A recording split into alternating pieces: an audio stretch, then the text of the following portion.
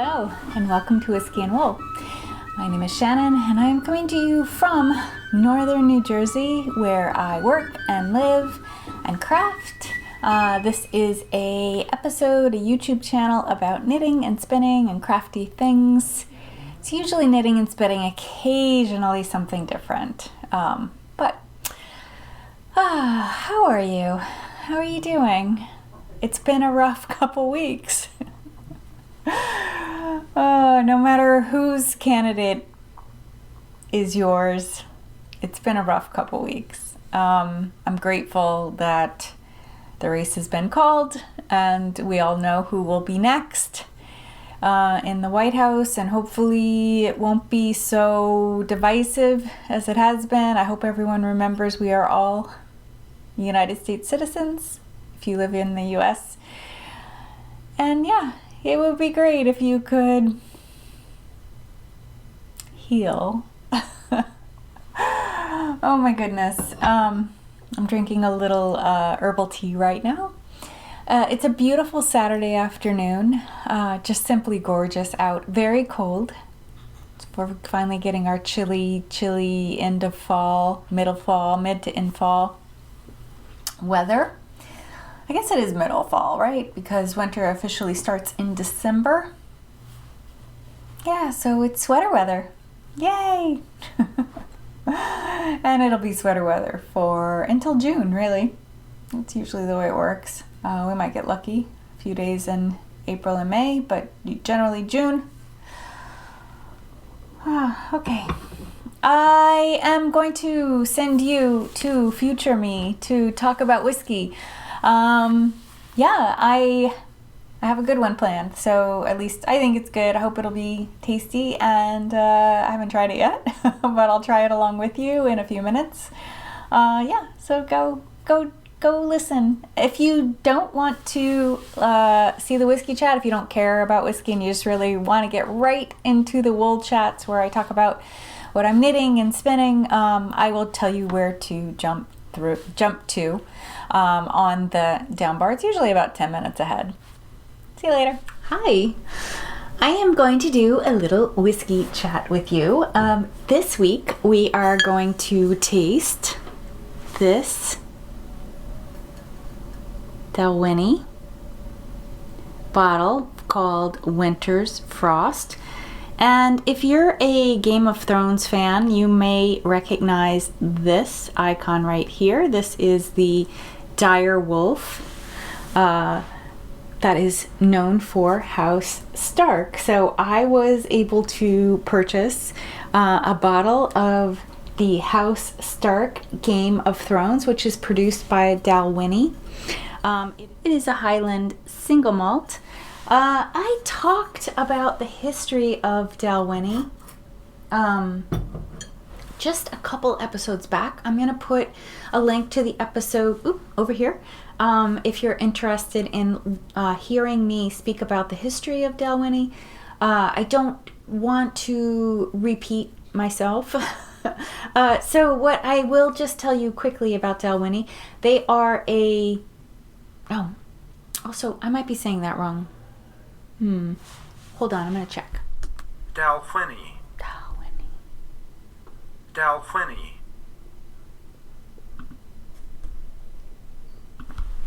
Okay, I'm good.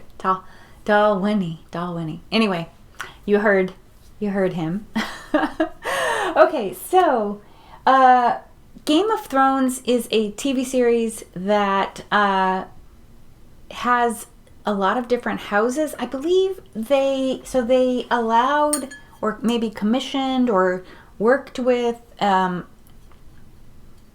I think it was 10, it may have been 12 different distilleries to make a special Game of Thrones whiskey.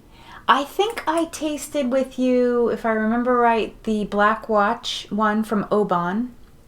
I love Oban because they're all chocolatey and orangey. It's all about chocolate orange with them. And that one it was very similar. I think I also tasted House Targaryen. So I remember these came out around the time I went to Scotland, because my son and I, who went over to Scotland for EYF, for Edinburgh Yarn Festival, we saw these. We saw the Game of Thrones whiskeys had just come out, and we saw them in the stores and in the airports and stuff. And we resisted buying the set because it was just going to be so heavy, and plus having to declare that many bottles. We had picked up I thought to myself, this is stuff I can get in the States. Let me pick up stuff. Let me pick up both gins and whiskeys that I cannot get elsewhere. So that's what I did instead. So I did pick up a House Targaryen one there for us to drink, and I ended up bringing home some of it. And so I believe I tasted that with you. I'd have to check. So anyway, excited to find this in my local place, my local liquor store. We have a couple around that I go to, and I had seen this one. So I am excited to taste this with you. I just wanted to say quickly, Dalwhinnie is known as the highest distillery, and they get quite snowy there. I'll have put in pictures and things, or I will now. It gets quite snowy and cold there, and House Stark, which is the namesake that was handed to Dalwhinnie, is the coldest house in Game of Thrones. So they are in the north. They have mottos like "The North remembers," "Winter is coming." So it's like very cold countryside, and so the expectation is that you'd have a whiskey that would be very warming and very welcoming in that cold terrain. So yeah, so excited to try this. Also, this is like a very affordable whiskey too. It runs around $40 so for the bottle, which is really nice and affordable. I don't know the year on this, so let me now talk to you about the taste. It is a pretty nice amber color. Ooh, wow, all the fruits. It's like a fruit basket.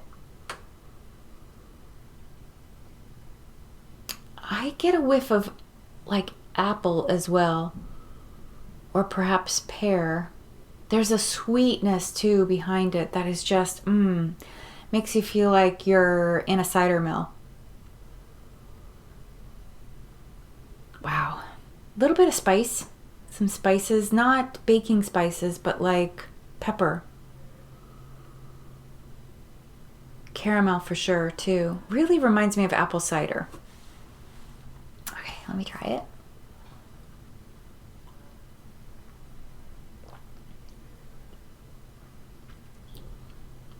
Has a real buttery richness. There's definitely the spicy burn at the back of your throat in the middle. And it ends with this like sort of almost cinnamony spice around your mouth after you've swallowed. It tastes like it really tastes like apple pie because you get the pastry, you're getting apple. I'm sorry, I have like yarn fuzz around my face.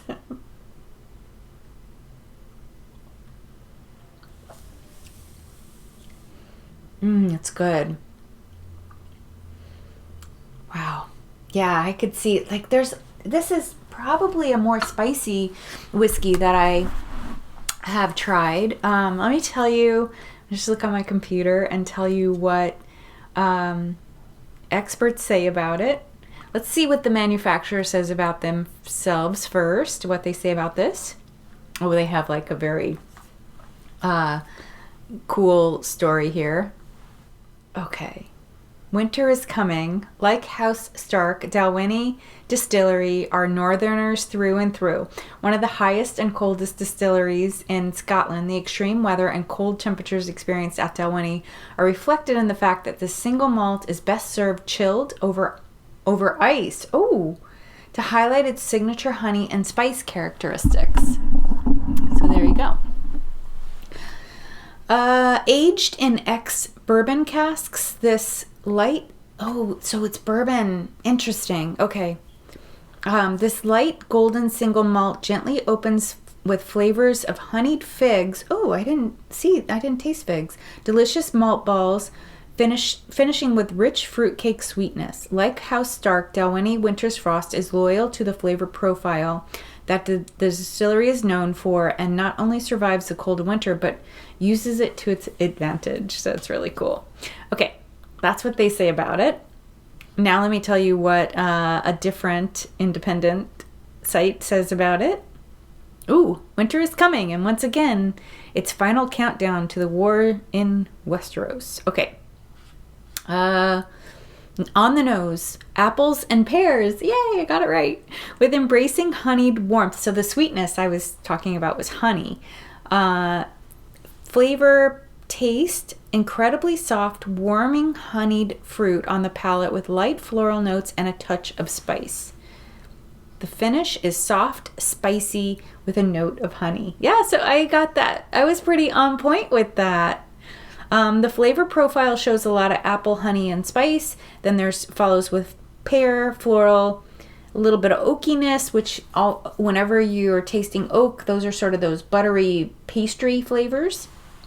Sweetness and vanilla. Yay. Okay. I hope you enjoyed this little whiskey chat. I hope you learned a little something. I hope you get a chance to try a whiskey of your choice. This one is very affordable and very drinkable. I find whiskeys that have those bourbon overtones are just so easy to drink. They go down so quickly. And yeah, this bottle isn't going to, I'll be lucky this bottle is around after my sons come over for the holidays and get a hold of it. I will talk to you again soon and see you next time. Bye. Okay, you're back. I hope you enjoyed that. I have been, so I guess like having a lot of time where you're just watching media pundits predict and look forward and report on what's happening. You spend a lot of time knitting, so I feel like I was very productive knitting wise over the last couple weeks. Let's see what you think. Okay, let me just first start with what I'm wearing. This is an old finished object from oh my goodness, when did I do it? The yarn I bought in Edinburgh Yarn Festival 2019, the base yarn. It's by Ushutita, a Netherlands-based dyer, I believe. She's in Netherlands. This is her minimalist base, which is a Highland wool. It's very, very nice. I love it. It's one of my favorite sweaters. I think about it whenever when I'm thinking about knitting another cardigan, I think about this one and how much I love it.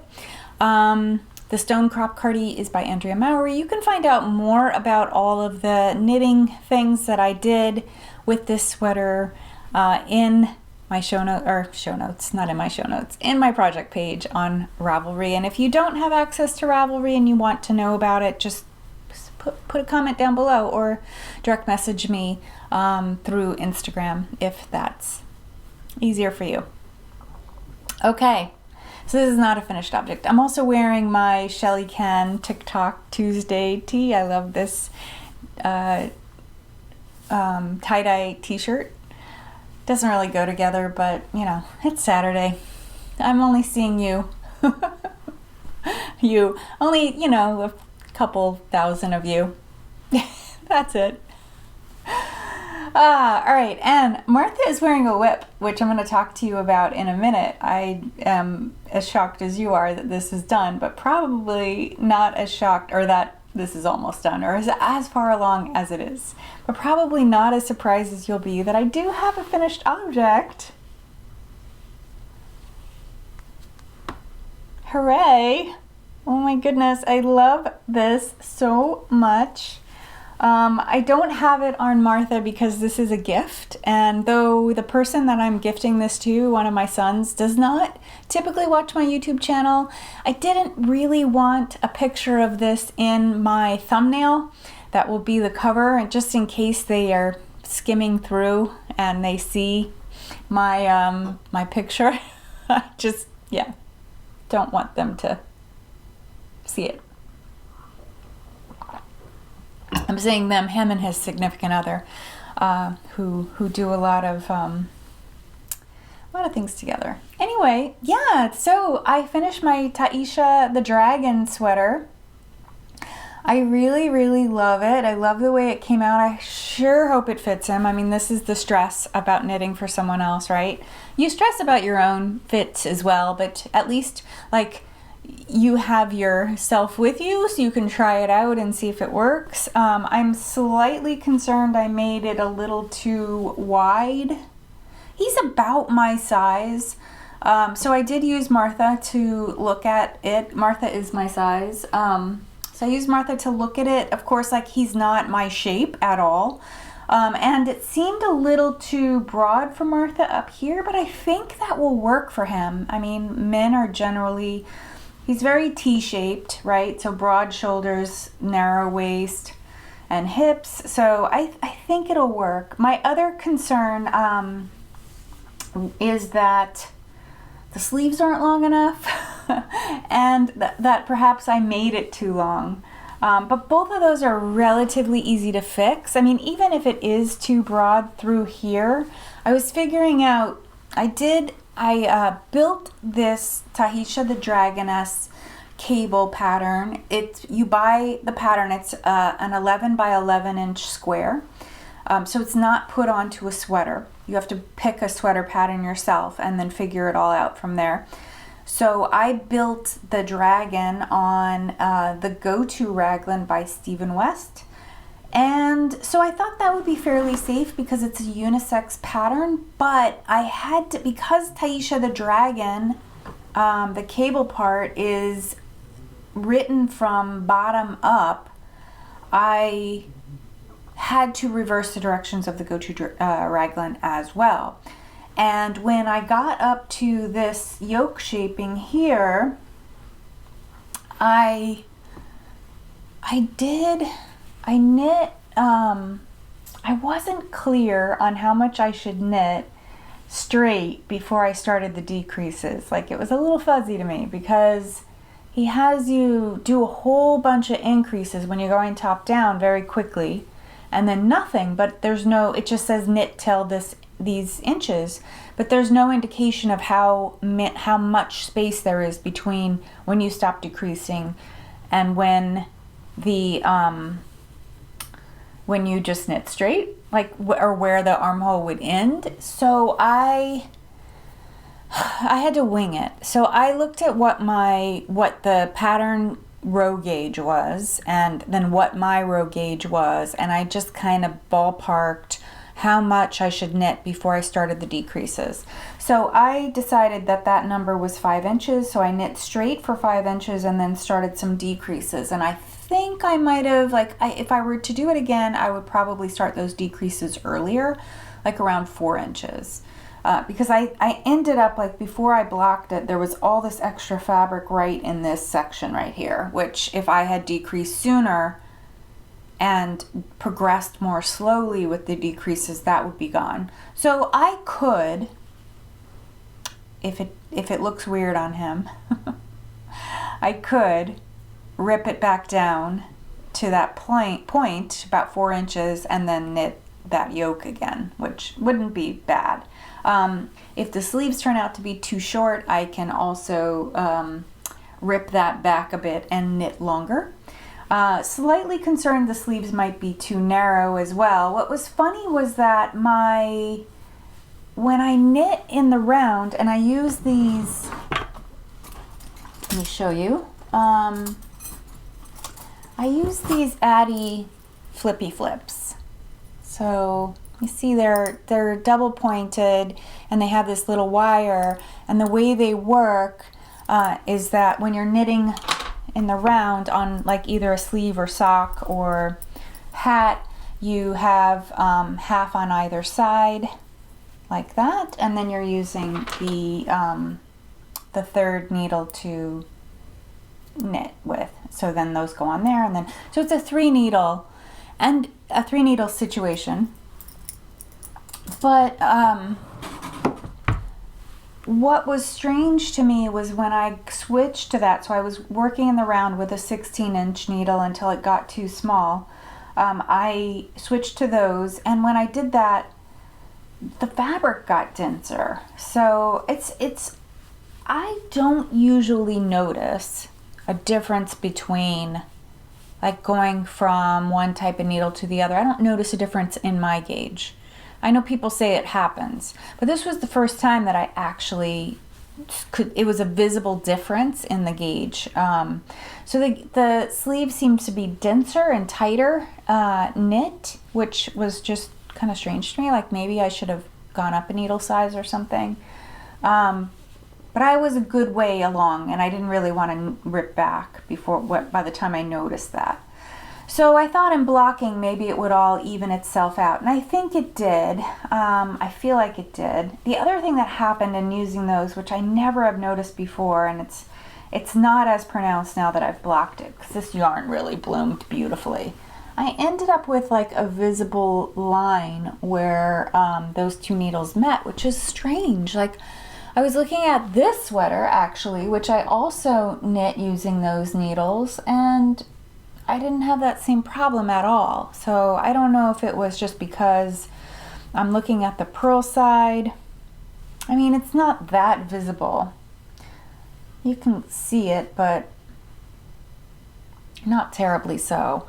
The yarn did, I'll tell you about the yarn in a minute. The yarn did bloom beautifully. It softened and bloomed in the soak. The feel of this fabric is amazing. It is 100% Targhee. 100% Targhee wool, and completely US made, sheep to skein. It is by Jill Draper Make Stuff. That her base is called Kingston, and the colorway is called Front Street. It is a DK weight yarn. I believe I bought 5 skeins, and I have a full one left. So this was really a 4 skein project. That makes sense. It was 270 yards. So yeah, a little less than 1,200 yards. I mean, it's a massive sweater. Like I could easily fit in this. This would be a little bit long on me. My son is a little bit taller than I am. But yeah, it's a really big, here, Martha, for comparison. There you go.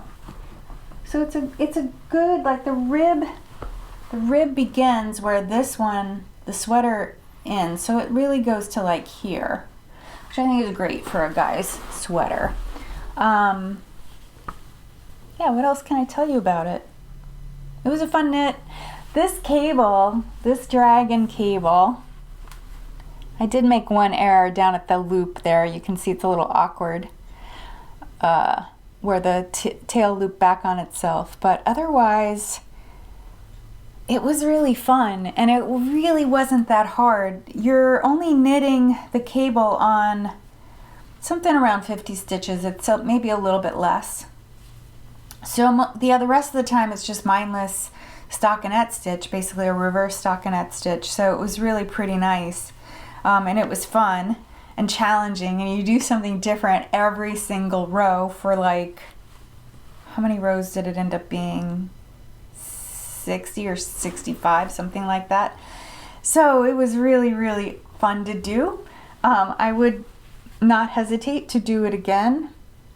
My anxiety on this was more about the Go-To Raglan piece of it. I also felt like the sleeves were a little tight too. When I knit about half of a sleeve, ripped it back, and then knit again, because it felt like I ended up adding more stitches here on the underarm portion because it just seemed a little too tight to me. So I hope he likes it. There's a lot of give in that sleeve, so I mean, I hope it works well for him. If I were to knit this for someone larger, a little bit larger, I think I would actively add more underarm stitches so that the sleeve is bigger. Oh, yes, so happy. I am so pleased and happy that it's done. I think it's gorgeous. I love the way the fabric looks. Yeah, it's really great. I hope he likes it. I'll let you know. Maybe I can put a picture on Instagram, actually. That's what I'll do.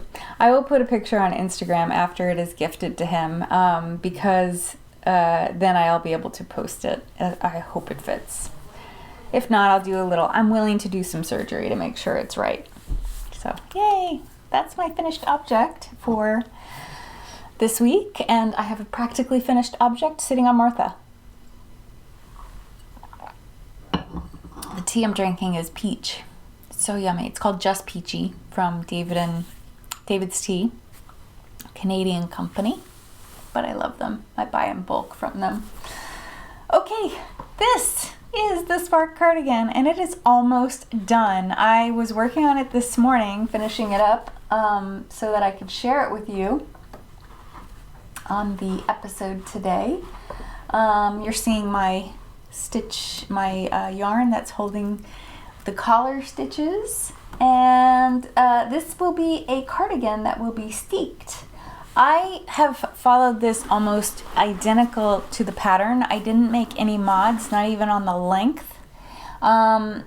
It will grow when I block it because it's 100% color work all the way through, where it's stranded color work, it's not mosaic. When I saw it, I thought it was mosaic, but then when I bought the pattern, I realized it was stranded. So, yeah. It's coming along. So today what will happen this evening, if I am up to it, I may hold off till tomorrow. After I have some whiskey, I don't think I'm going to want to feel like steeking. But today what will happen next is that I will slice it up the front here, and I will do the neckband and collar, and there's also a waistband, and I think there's belt loops. So there's a belt.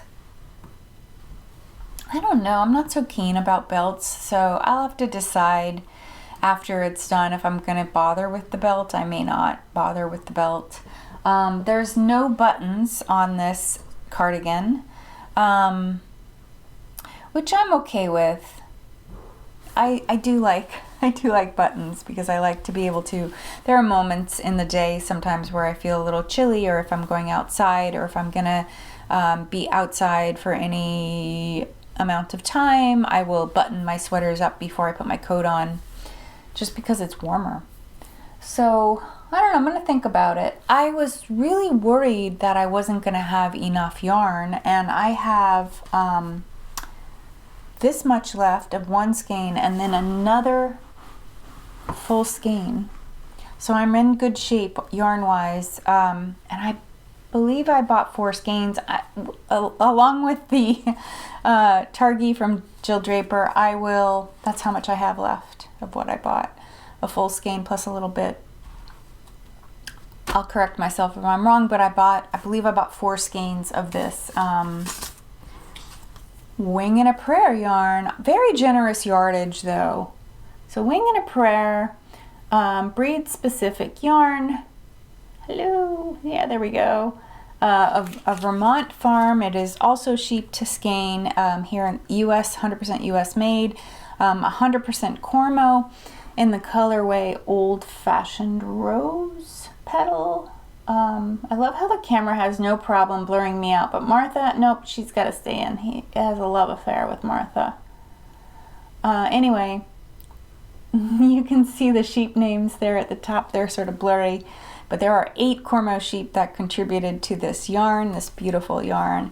Again, it is DK weight. It is naturally dyed using madder root and a flower that sounds like coreopsis. Anyway, I'll put it on screen. I think it's like a reddish yellow flower, like, if I remember, I think it's like a burnt red kind of color. Anyway, the yarn is pretty consistently colored. There are moments where you might be able to see it right there. No, you really can't. There are moments in it that are sort of deep and dark, like flecks of deep dark red. I think you can see it right there. See right there? Yeah. Sort of like these moments that are dark. Anyway, this yarn will also really soften. Do I have a swatch of it? I don't know what I did with it, if I had one. Oh, here it is. yeah, it'll really bloom and soften in the soak. So yay, I'm excited. So yeah, just steek, collar bands, collar and front bands, which I think is knit is one thing if I recall, and the belt if I want it, and then yeah, done. So I could have this done tomorrow, maybe even tonight if I was like really working hard. I didn't make any mods in the sweater pattern at all. I did make a couple mistakes though. They were unintentional mods. One which I don't really think you'd notice if I didn't tell you. So one is that I think you can maybe see a little bit, like there's a column of beige there, but not here. So I don't know what happened, but I started the pattern one stitch over for some weird reason.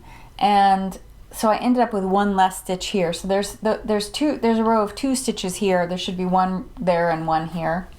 But I think once the bands are on, you're not gonna see. The other thing I did was, I think you can see there, I did like this bird's eye pattern down towards the bottom. I don't know why. I don't know what I was thinking. I was like, oh, this will make a stronger steek. No, it doesn't matter. It really doesn't matter. And I figured out around here that I was being a fool and I needed to just knit in columns so that you can see that I have the columns going the rest of the way up. The other little mistake I made was that as I was knitting the yoke part up here, I got to about here and the cord that I was knitting on, the needle cord, was getting too big. So I needed to go to a smaller cord.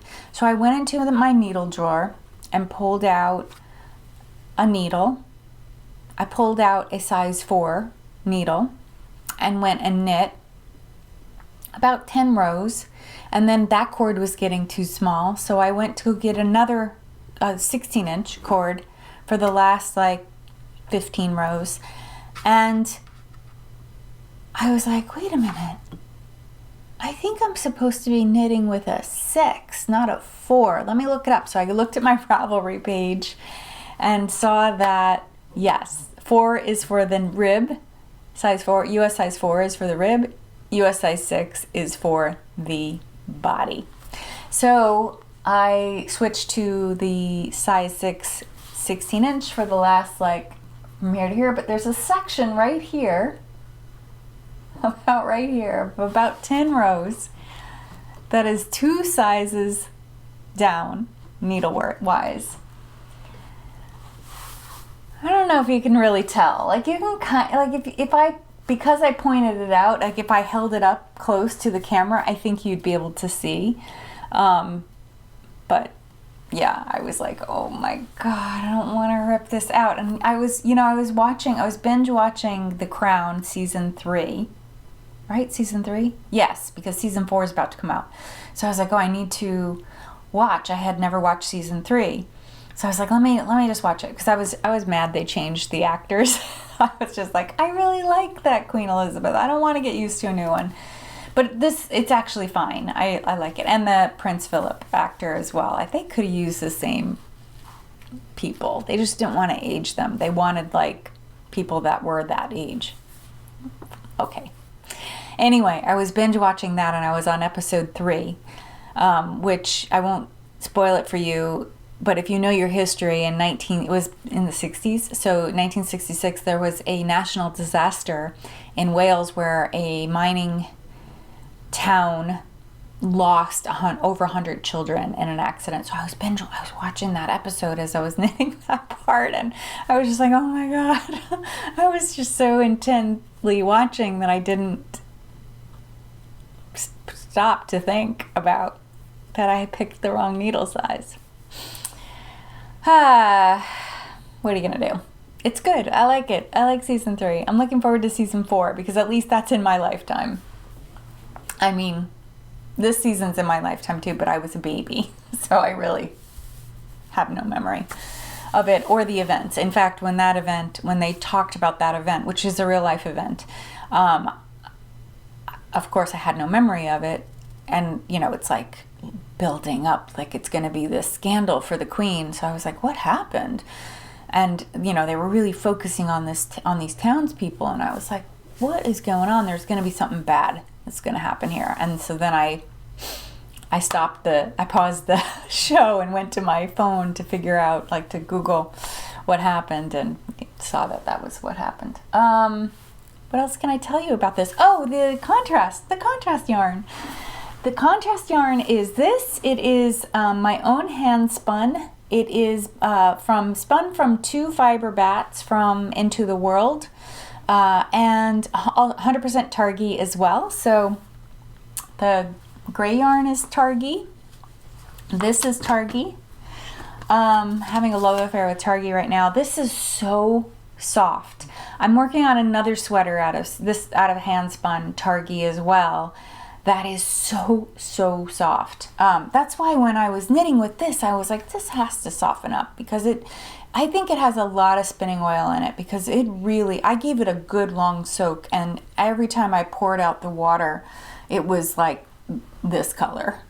It was very brown and dirty, and I think that was from the oils in the wool from spinning. And hand spun, because you are processing it quite a lot, like it's going through your hands, and then it's also with no oils other than what's on your hands, and it's being soaked after, you know, to set the twist and stuff. It really doesn't have this amount of spinning oil that commercial yarn does. So when I was knitting that gray sweater, I was like, it's gonna get softer, because this is so unbelievably soft. I just love it. The way that I spun this yarn has its own episode, which you are welcome to watch. I think it runs around 20 minutes, and I will put it here. There will be a link here. It's episode 81 and a half. So you can take a look at it.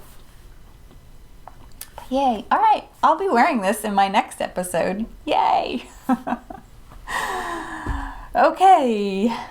That is, my other whips, I have 2. Yes, I have 2 new cast-ons, which I'm going to show you. But my other cast-on whip, that besides the secret one that I can't show you, that's also made out of Targhee, hand-spun Targhee. So pretty. I have my Stephen West Slip Stravaganza. I did not work one bit on it, because I was so driven to get these Christmas presents done, and I have a Christmas sweater that I was really anxious to get cast on, which I'm going to show you next. So Stephen's Slip Stravaganza, that was the mystery knit along. I am on the last section. Have made no progress since I showed it to you 2 weeks ago, but I am intending to finish it. I will probably finish it sometime around the holiday time, when I push through a couple gift knits that I'm working on, and this Christmas sweater. So I have talked about this sweater, my intention with this sweater, for quite a while, and I am thrilled to now show you. This is my Christmas Shifty. I'm knitting it out of indie dyed yarn, sock yarn. It is primarily BFL nylon from Stranded Dyeworks, so that's the base, which is Stranded Dyeworks colorway Patiserrie. It's very beautiful blush pink color, like just soft, like as if the white were just dipped in pink quickly, and it has subtle brown speckles that are very pretty. And then the first contrast color here is her new Christmas colorway, one of her new Christmas colorways called Christmas is Cancelled, and I'll show you them on the skein too in a minute. The green colorway here is by GarnStories. So these two are BFL and nylon. GarnStories is 100% superwash merino, and it's the colorway Grinch. And then the last color, which really I didn't have to use a third color, but I just thought for yarn sake, for yield sake, it would benefit me to stick in a third color. This is by Lavender, Lune, and it is the colorway Holidrama, which is Old Stash. I'd used the same color on a Christmas sweater from 2018. I didn't make a Christmas sweater last year. I was planning to make a Christmas sweater out of this patisserie, but I never got around to casting it on in time. Like by the time I was going to cast it on, it was like a week before Christmas. And my intention is to finish this by the first week of December. So I have 2 more weeks to go. I'm almost done with the yoke. And once I get through the yoke and split for the sleeves, I'm about 2 sections, 1 more red section away. No, finish a green section and half of a red section. And then I'll be splitting for the sleeves. So you can see that I'm on a green section. So I modified the pattern slightly because Andrea, this is by Andrea Mowry as well. So Andrea Mowry has you, did I say this was from Andrea Mowry? I probably put it on screen. Anyway, Andrea Mowry has you use 3 contrast colors, 1 base color, 3 contrast colors. They're all supposed to be, they're all written for spin cycle yarn, and it's Shifty because spin cycle yarns shift. And I could have used spin cycle yarns to make a Christmas sweater for sure, but I just wanted to use stash yarn. So I wanted to use yarn that I had laying around, and I had gotten Grinch in a mystery package from GarnStories, and I had Holidrama from a couple years ago. And and I had the Patiserrie from a couple years ago as well. All I had to do was buy 1 more red toned Christmas color to have enough yarn. So that's what I did. And yeah, I really love it. Look at how those colors lay together. They're so pretty. The Lavender Lune color is a little bit more jewelry toned with like blues and greens in it. And I really love the way it kind of pulls together the other 2 colors. So my plan is to alternate the reds and just do green every other row. So it'll be 2 sections of red, 2 sections of green, 2 sections of red, 2 sections of green, all the way down. I toyed with using a 4th color. I really wanted to bring in a gold, but and I have some pretty golds. Let me show you. I felt like I did try it actually, and I ended up ripping back. So I have this gold. This is from Twisted Finch. Is that a good yeah, that's a better representation of it. It's kind of a reddish gold. I just didn't think it really weighed in well with the rest of the colors. So then I also have this. This is a little 50-gram ball. This is what I actually ended up knitting with. This is from Stress Knits. Her colorway, Where Does the Good Go? And it has a lot of pastel-y green and blush pinky peach in there, but it was too blendy with the patisserie. It was just it was just lost. Like it really weighed in well with the like I love the way it looked together with that. Isn't that pretty? But it just didn't work. So it's just gonna be these. It's fine. I did a lot of like, am I making the right choice? Like a lot of questioning myself on this project. And I just realized like for Christmas, you really just can't, it's never too much. You can't overdo it with the Christmassy theme. Okay. So yeah, there's the patisserie color. You can see some flecks in there. This is Christmas is Canceled. It's a nice, beautiful, old-fashioned, muted red, and then I'll show you that next to the Lavender Lune one, which has a lot more green and blue and jewel tones. It's a lot more changeable. Yeah. And then this is the Grinch color, which scared me because it was so bright. Let's see if you can see the brightness. It's not showing up as bright. It's pretty neon-y. Like these lighter tones in here are pretty neon-y. So it really worried me, and these two together don't look so hot, but I think they work. Because what I realized with the Shifty pattern, this is a mosaic knit, not stranded. So mosaic means that you're knitting with one color at a time. So you're not, each row is just one color, a single color, and you're slipping the other color. What I realized with this mosaic knit was that this patisserie colorway, this very soft pink, color was laying on top of the colors no matter what, and that's what really made it not work with the Stress Knits Gold, was that it was laying on top of it and really blending it in. So it just, yeah, it's just enough. I love it. I think it's gonna be great. It's not screaming Christmas because it's not Christmas colors and Christmas motifs. It's just Christmas colors in this interesting all over pattern. So yeah, looking forward to having this done, I was zooming along on this, and then I was like, oh yeah, I gotta stop. It's time to stop and get these gift knits off the needles. And then this took me by surprise. I was working on it a little bit here, a little bit there, and then all of a sudden I was like, oh, I'm at the underarm. Let me just push through, because I knew, it's funny actually, working on this made me push through, because I'm on the part of the yoke where there's no more increases and you're just knitting like 300 or something stitches. I don't really know, but like a lot. Every round is a lot of stitches. And I was like, oh, this is DK weight. The number of stitches will be fewer, and I'm making it smaller as I go, so it's not growing as I go like this one was.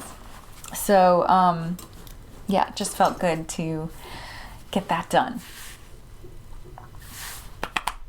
One more new cast on. I'm actually zooming along in this episode too. Maybe I'm not chatting enough, I don't know. The election really wore me out. I'm sure it did plenty of you all as well. Okay, I've cast on a new hat. Yay! I literally just cast this on last night. So the story is, I just have just a tiny bit.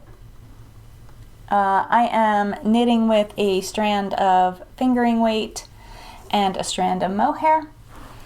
And what I am knitting with is leftover some stash yarns, nothing new, no new purchases.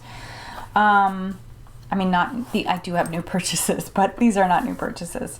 That's kind of what I like to do for gift knitting around the holidays. I love knitting hats, so I will go into my stash and look at patterns and sort of figure out what I want to make using, like, I love making like scrappy hat patterns, or like taking bits of, like, extra DK weight that I had from projects and knitting those into hats, because they usually make, really nice hats. So this time around, I noticed the Oslo hat by Petite Knits, which is not a new hat pattern. It's been out for a while. A friend of mine on Instagram, the Knit Owl,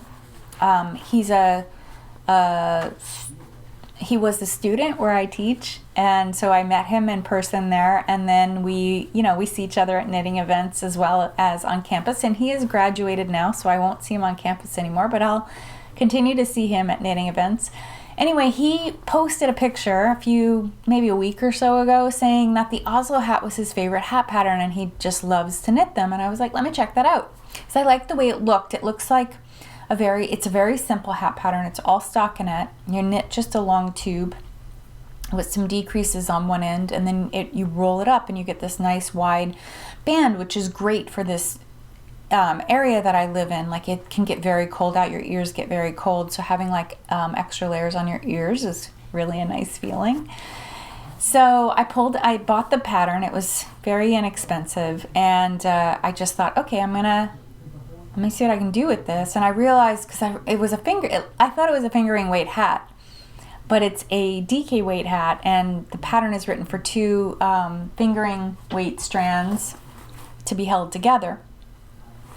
And then I was like, I bet I could hold mohair and fingering weight. So I went into my stash, into my scrap bin. I have a plastic bin full of like little bits and pieces of leftover yarn from projects that I have long since completed. And I pulled out a few different options, and I have a mohair bag, so I pulled out my mohair bag, and I had some extra mohair from, this is from Neighborhood Fiber Company in the colorway Cross Street, I think. And this is leftover Woolen Vine in the colorway Feyre. So I put those two together and I think they're gonna look great.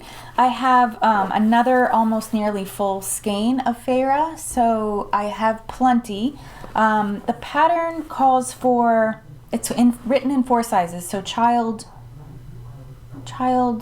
youth, woman's, men's, like 4 different sizes. Anyway, it's 4 sizes, the pattern. So I'm making the second to largest size.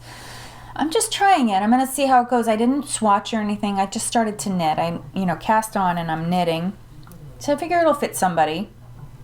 And also this was the least complicated of the combos that I pulled out. So let me show you the other 2 combos. So I'll keep you posted on how this goes.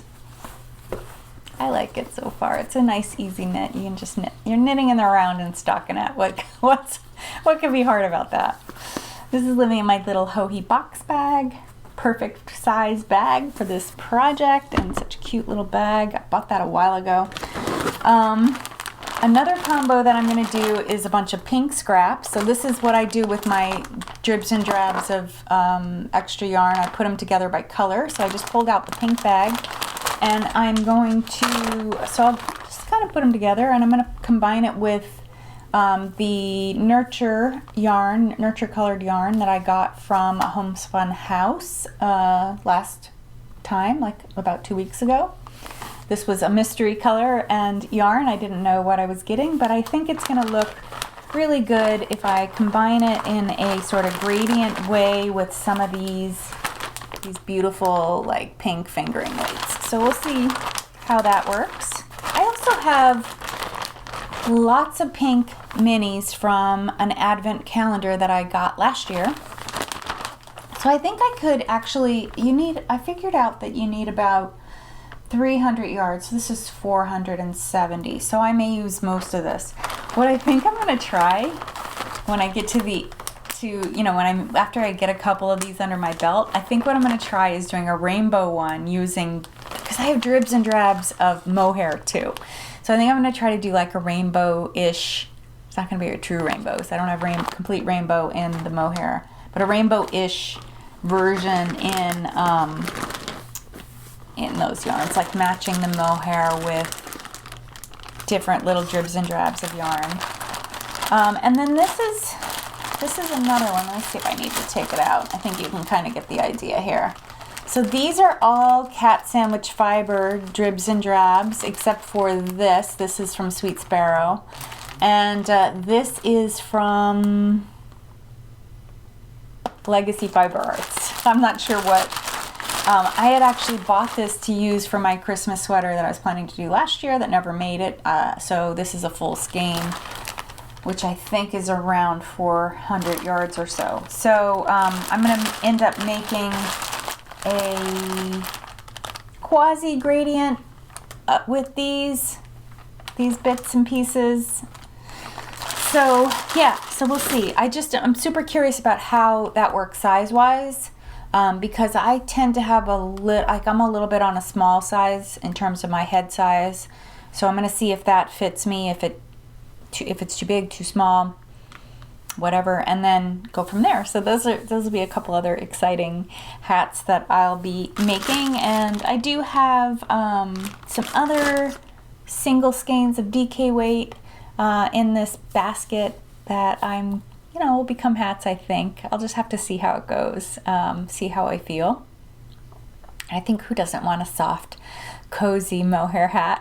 I think it'll be really nice. Really nice gifts.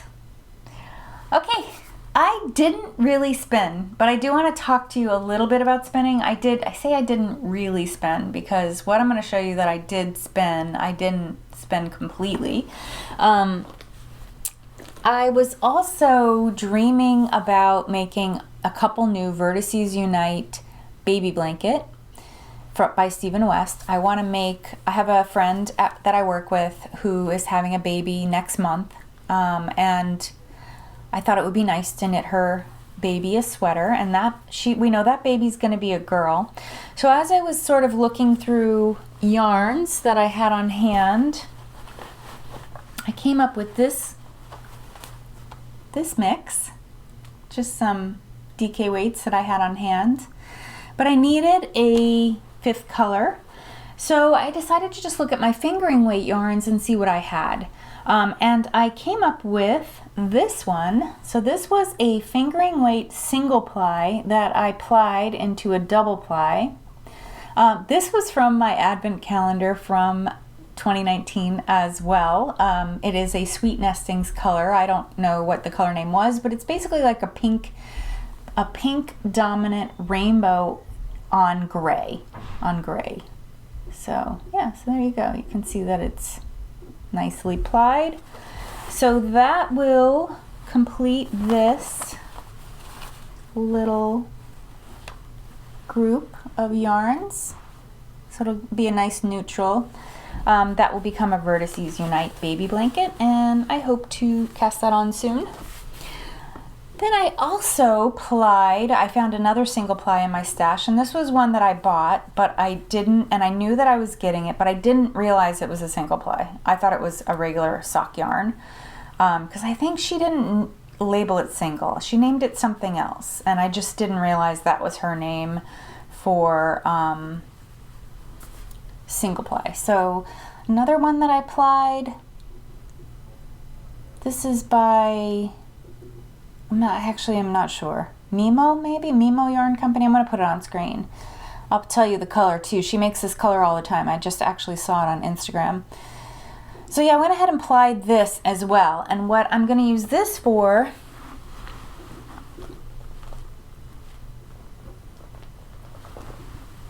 I have another Vertices Unite baby blanket planned for my granddaughter. I had made her a Vertices Unite before we knew her gender, and hers is, it's very unisex. It's pretty. It's very pretty. She's using it a lot, I'm happy to say. It's a nice, very nice stroller blanket because it's not overly bulky, and it tucks around her really nicely. So I had said to her parents, to my daughter-in-law, that I wanted to make another one that was more girlish, I guess. And I also realized that my daughter-in-law's favorite color is turquoise, so I wanted to make one that was a little more kind of, pink and turquoise. So this is what I'm going to make using those. And I have some leftover, these are all stash, like just went in my stash, and this is from this purple is from the shawl that I finished a couple weeks ago, the butterfly shawl, Flutter and Fly. And I have some extra turquoise. This is going to be the trim around the outside. This is from Kim Dye's yarn, from my throwover sweater, which I actually almost put on today for today's episode, but I wanted to wear a cardigan instead because they're not quite as warm if you don't have them buttoned. So yeah, those are 2 new projects coming along that I'll be casting on soon. A couple other things, spinning wise. I went stash diving into my fiber stash, and I'd been thinking about this yarn this fiber for quite a while.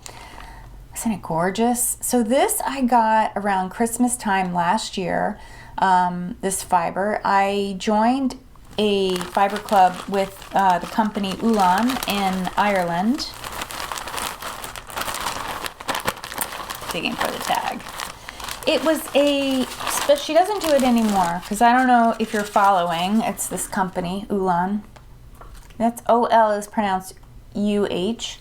So Lune, not Olan. If you've been following along on her Instagram, she had a baby, and she has a business baby too. She opened a mill in her area in Ireland, and so she's been very busy. But this was before all of that. She had a fiber club for a while, for about a year, and I thought I had got 3 months of it, but it turned out when I was looking at my stash, I found 6 months worth, so I was like, oh, I guess I joined again. But this this beautiful color. I don't think any of them are named. She just called it a luxury fiber club. So this particular one came at Christmas time. So I was sort of like, oh, that'll be pretty. It has a lot of glitter in it. And it's combed top, so it should be pretty nice to spin. So you just can, you know, spin right off the ends without dealing with any prep.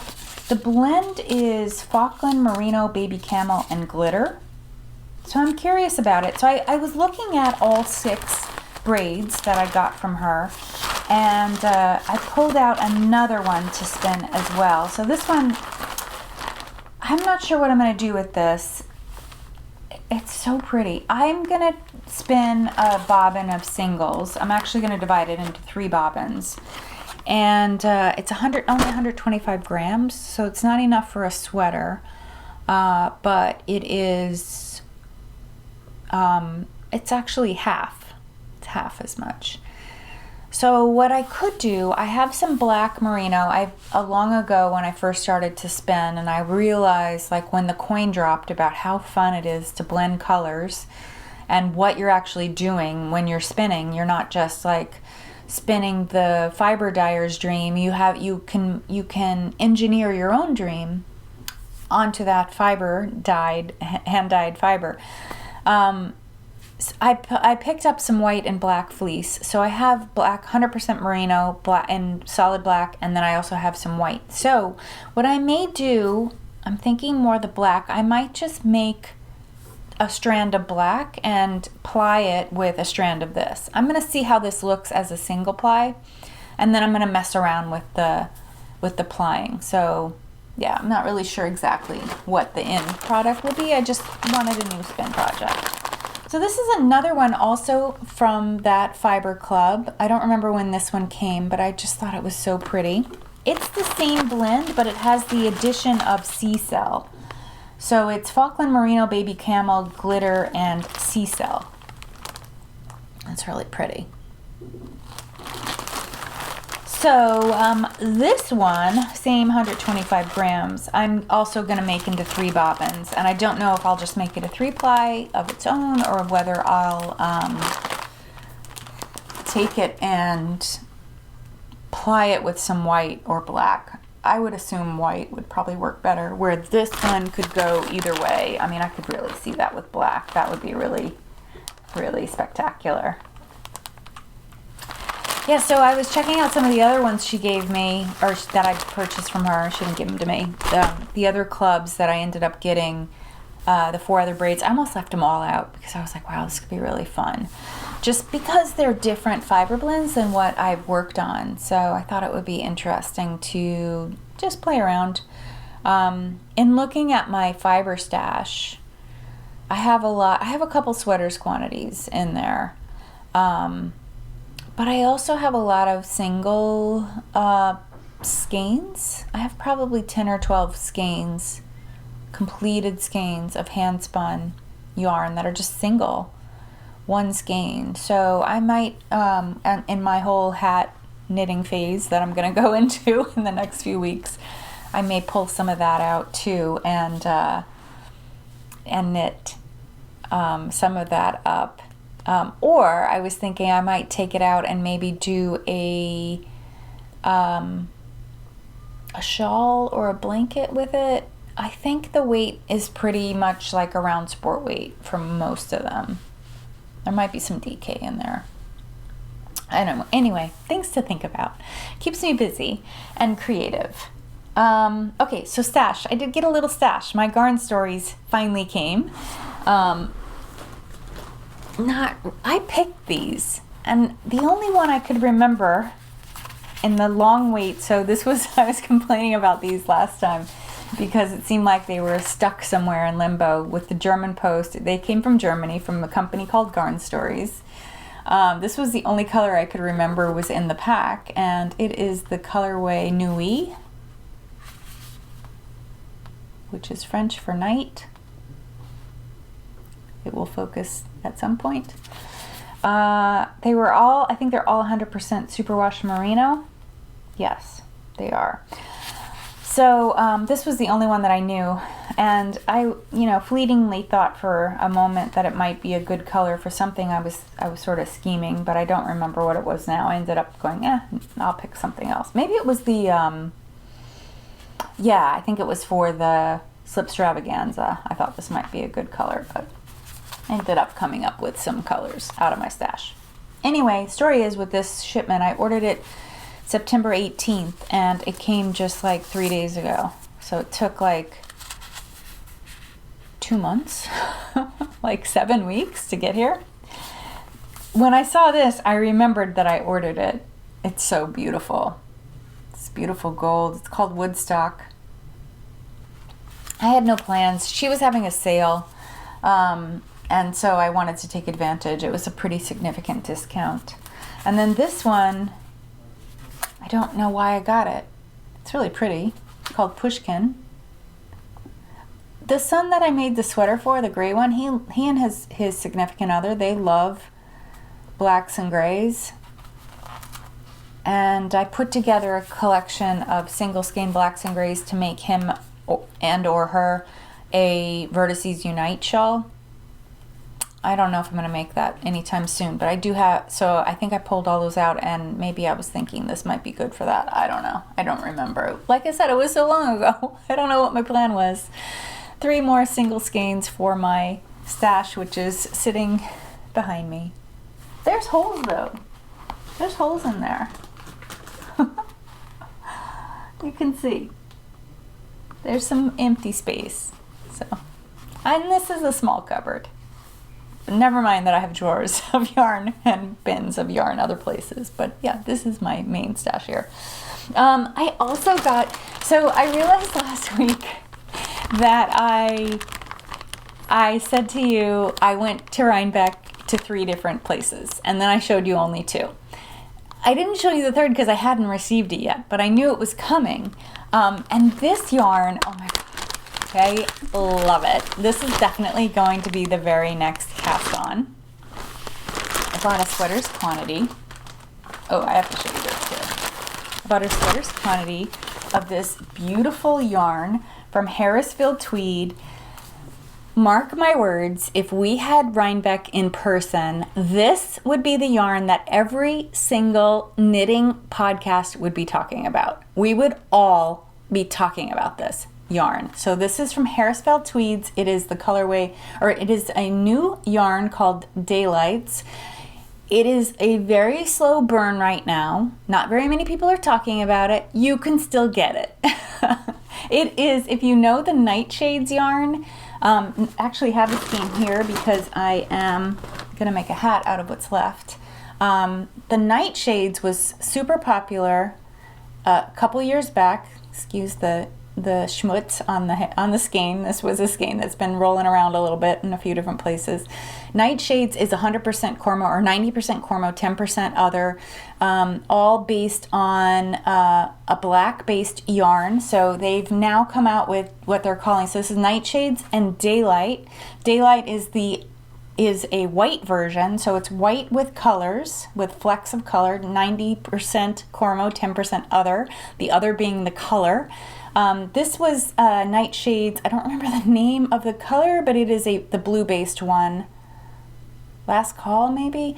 So it's really slick. He's very slick marketing. The Nightshades color names, and so it'll be like black with blue, black with green, black with gold, black with orange, black with pink, of 7 or 8 different colors, and each color had a name associated with it that was, I think this is Last Call, that was like these nighttime things. So like this like radio color name, and all different color names, like really cool, very, very slick marketing. And so this has been around for this premiered in 2018, Rhinebeck 2018.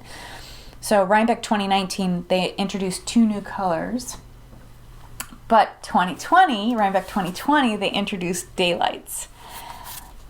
Oh my God, it's so soft and squishy, and it is so, so beautiful. I bought the colorway Bloodshot, and it has pink in it. actually I think they call it red, so bloodshot, like bloodshot eyes. I also purchased the swatch card, the color card rather, so I could show you how the colors change. There we go. Okay, so you can see over here, bloodshot with red, then over easy with yellow. This one I think has green. It's 8:26, so I guess like 8:26 in the morning.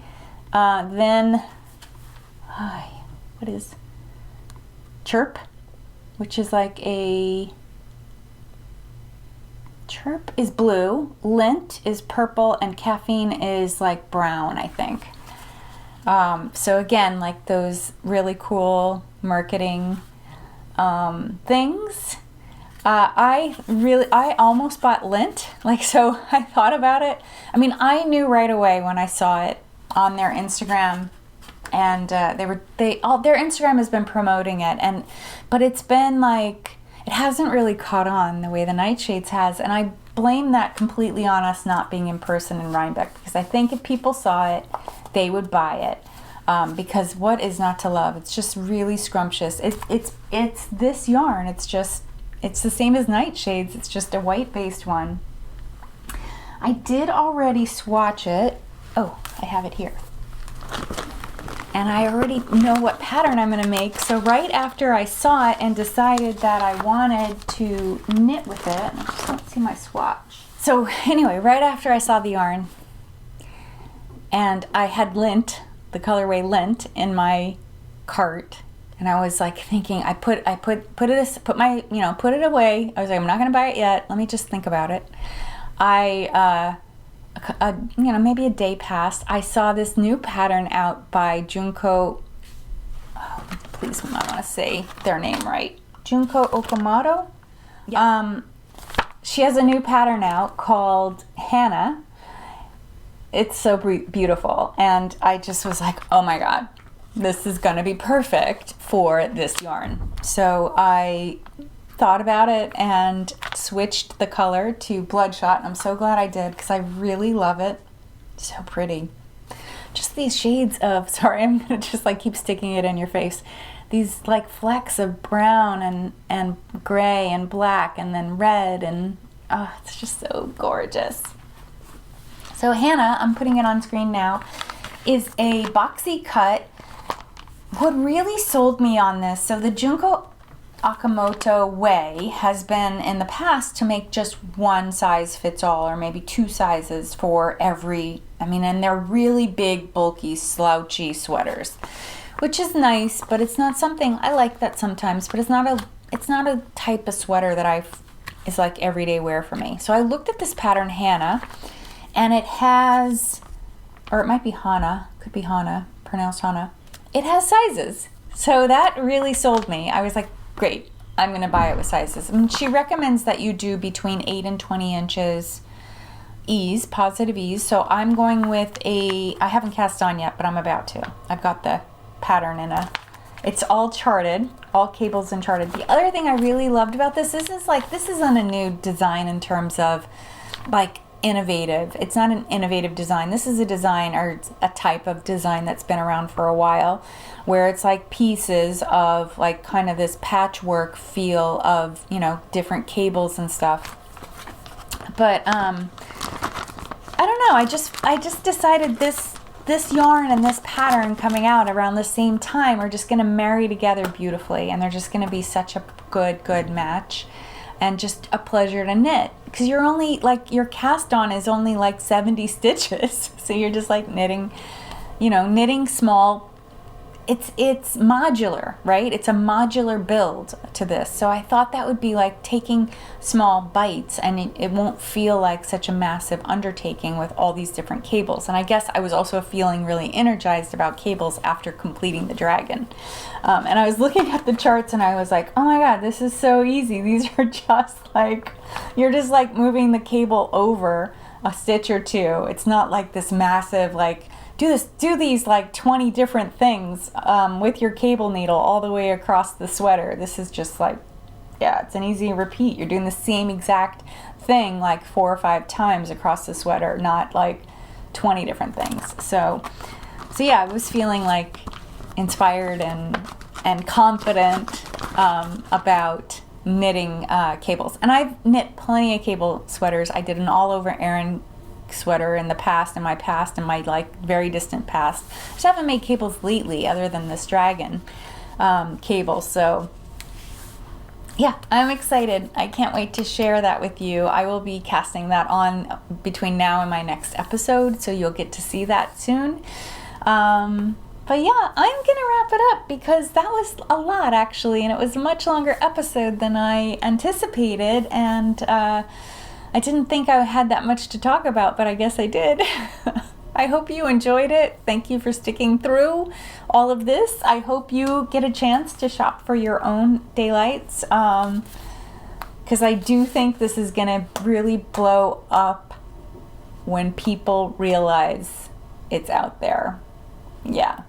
So get some quick before the people that also make YouTube watch this that have huge followings, because my following's not huge. It's lovely and perfect size. I love our little community, and I love how we talk to each other, and I feel like I know some of you even though we haven't met, which I love. Yeah, so when other people find out about it and talk about it, forget it. No one's going to be able to get daylights for a while. Okay, I hope you have a lovely next couple weeks. If you're American, if you're in the US and you're celebrating Thanksgiving, have a happy Thanksgiving. I will talk to you right after that. I can't wait to put my tree up. That's happening between now and my next episode as well. Yeah, I'm so excited. Holiday time. I hope you have a lovely couple weeks. Stay safe with the COVID rising. Keep yourself safe, keep your family safe, and I'll see you soon. Bye.